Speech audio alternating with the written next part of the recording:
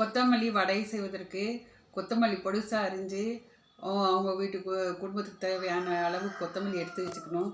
அதோட ஒரு அரை கப்பு கடலை மாவு, 1/4 கப்பு அரிசி மாவு, 2 ஸ்பூனு ரவை, அப்புறம் 1/4 ஸ்பூன் சோம்புத்தூள், 1/4 ஸ்பூன் ஜீரகத்தூள், தேவையான அளவு உப்பு,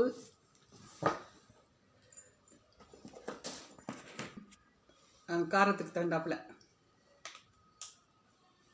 எல்லாத்தையும் போட்டு பிசைஞ்சிட்டு நம்ம வடையாக சுட்டு எடுத்தால் கொத்தமல்லி வடை ரெடி. அரிசி மாவு, மிளகாத்தூள், ஜீரகத்தூள், அப்புறம் இது ஜீரகத்தூள், சோம்புத்தூள், உப்பு, மிளகாத்தூள் எல்லாத்தையும் போட்டு பிசைஞ்சிட்டு இப்படி பிசைஞ்சிட்டு ஆவியில் வேக வச்சுட்டு நம்ம அது கட் பண்ணி எண்ணெயில் பொரிச்சு எடுத்தால் கொத்தமல்லி வடை ரெடி. கொத்தமல்லி கலந்த கலவையை எல்லா இன்க்ரீடியன்ஸ் சேர்த்து கலவையை ஆவியில் வேக வச்சு இட்லி கொப்பரையில் எடுத்து வச்சுருக்கேன். இந்த ரவுண்டாக கட் பண்ணி எண்ணெயில் வறுத்து எடுத்தால் கொத்தமல்லி வடை ரெடி. கட் பண்ணி பிளேட்டில் எடுத்து வச்சுருக்கேன். அது எண்ணெயில் போட்டு பொரித்து எடுத்தால் கொத்தமல்லி வடை ரெடி. ஒரு வடையாக எடுத்து போட்டிருக்கேன்.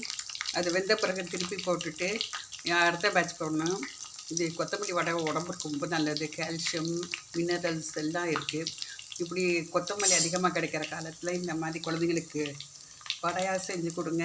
ஹெல்த்தியாக இருப்பாங்க. பெரியவங்களும் விரும்பி சாப்பிடுவாங்க. இது செஞ்சு பார்த்து திருப்பி போடணும்.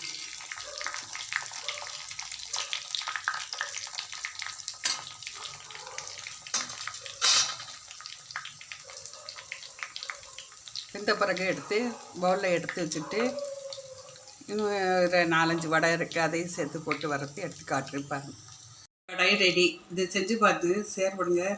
மிக ருசியாக இருக்குது, கிரிப்ஸியாக இருக்குது. இதை செஞ்சு பார்த்து ஷேர் பண்ணி எங்கள் சேனலுக்கு சப்ஸ்கிரைப் பண்ணுங்கள், சப்போர்ட் பண்ணுங்கள். டேஸ்ட்டாக இருக்குது, ஹெல்த்தியான டிஷ்.